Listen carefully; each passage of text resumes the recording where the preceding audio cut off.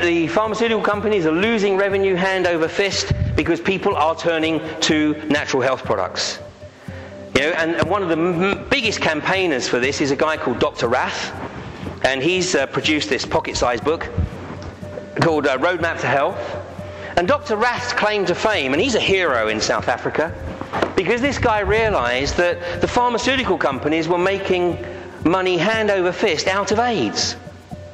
And so he did his own research, and what he discovered was that actually, if you don't give drugs to people who are HIV positive, but you treat them with natural remedies, you get them to change their diet, and you get them to use herbal remedies, they don't actually develop AIDS. It's only when you start giving them the ARVs, the antiretrovirals, that's it, that they turn into AIDS victims.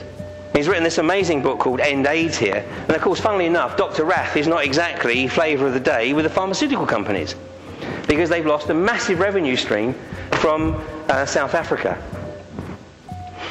This was from the Times a few weeks ago, and when you see it, you think, oh, this is great. Look at that. Alternative therapies getting a great write-up. 80% of the world's population rely on herbal medicine. 191 million is spent on complementary treatments in Britain every year. 60% of Scottish doctors prescribe homeopathic or herbal remedies, etc., etc. But actually, that wasn't quite the balanced report that it seems, because that piece of information was buried in this article with a headline that said, "High street herbalists can offer no evidence that their remedies work." So which piece of that article do you think registered on the vast majority of the population? And look at this over here. Expert backs prescription by clinicians. This is the biggest threat to the vast majority of complementary health practitioners, because part of the quest of the pharmaceutical companies is literally to shut out all non-medically qualified practitioners.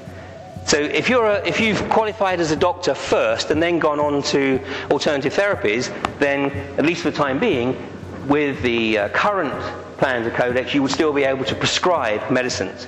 And now this is the case in Germany right now. Homeopathic medicines are available, but only when prescribed by a clinician.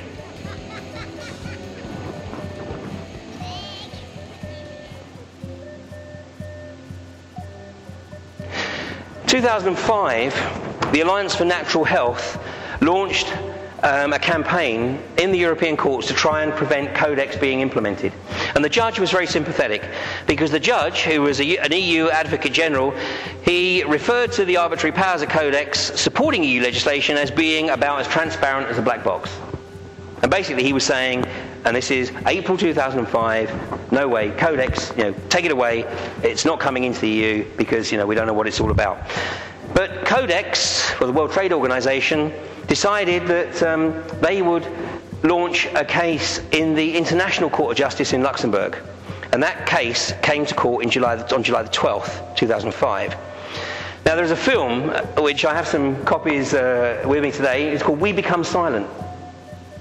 And this is a film that was made, it's a short film, it's about 35 minutes. It was made immediately after that European court ruling, but before the international court ruling. And in that film, what it tries to show is how the US was able to resist the implementation of Codex in 1994 and try and, if you like, get some enthusiasm for people to resist in the EU. But on July the 12th, the International Court of Justice overruled the EU. July 12th ruling of the International Court of Justice in Luxembourg followed the July 4th Rome meeting of Codex, when the 85 countries present ratified the restrictive guidelines for dietary supplements. Canada and the USA amongst them. Objections from China and South Africa were ignored. Just as in the original 2001 version, the current guidelines of the EU directive, listen to this, strictly prohibit information about diseases being treatable by nutrients. Strictly prohibit. It is fundamentally illegal for a doctor to advise a patient that their condition may improve if they change their diet. This is outrageous.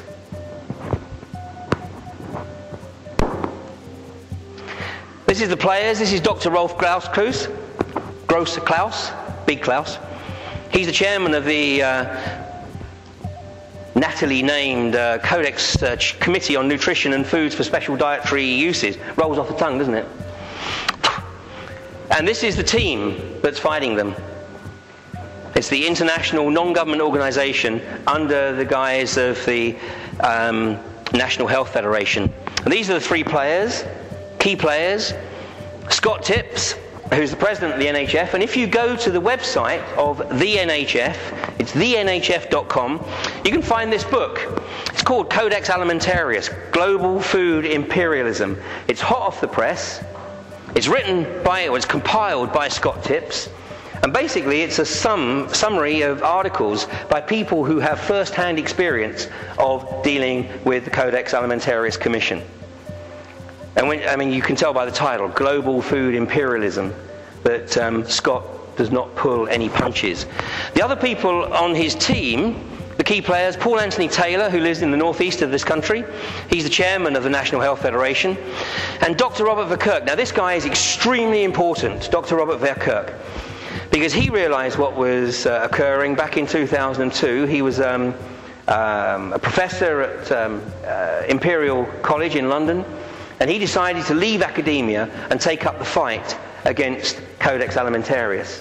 This is as real as anything. And if you remember when I opened the talk, that newsletter from the National Health Federation said, you haven't heard of Codex, that's exactly what they want you to believe. There is no conspiracy here. That's why I bring along this information. And I bought some information from the Alliance for Natural Health. Please take it. Please take a look at the Alliance for Natural Health website, anhcampaign.org. Please look at the National Health Federation website, thenhf.com. Look at the Dr. Rath Foundation website. Go do your own research. But you have to decide. I said right at the start, you have to walk out of here today and make a decision. And that decision is, maybe you go away and research and you say, yeah, Codex looks a pretty good deal to me. Fine, in which case do nothing because you're in good shape.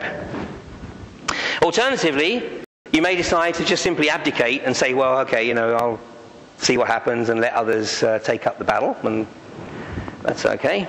Challenge that we face now. This is the decision that you'll have really to go away with. We really do have an opportunity to make a difference.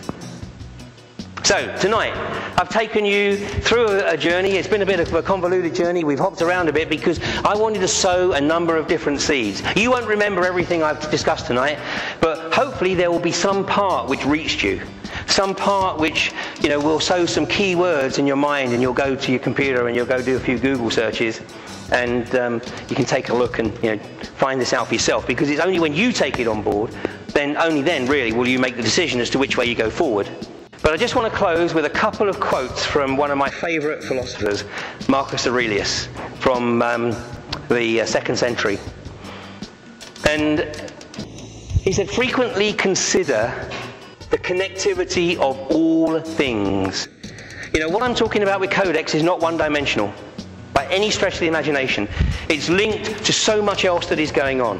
That's why it was so important to include, tonight, a discussion on the New World Order and the way in which the UN and the World Trade Organization and the World Health Organization, work with the EU, and the way in which they're effectively riding roughshod over national governments. So frequently consider the connectivity of all things. And then finally, ladies and gentlemen, thanks very much for giving me your attention for an hour and a half. What we do in life ripples through eternity. Thanks a lot.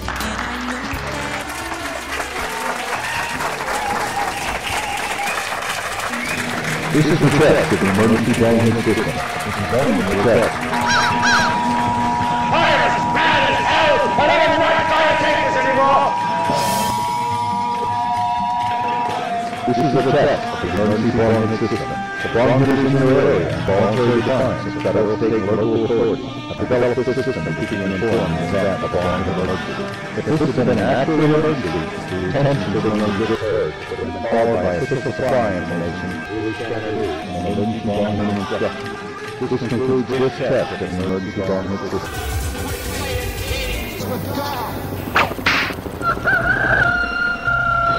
Wake up, America.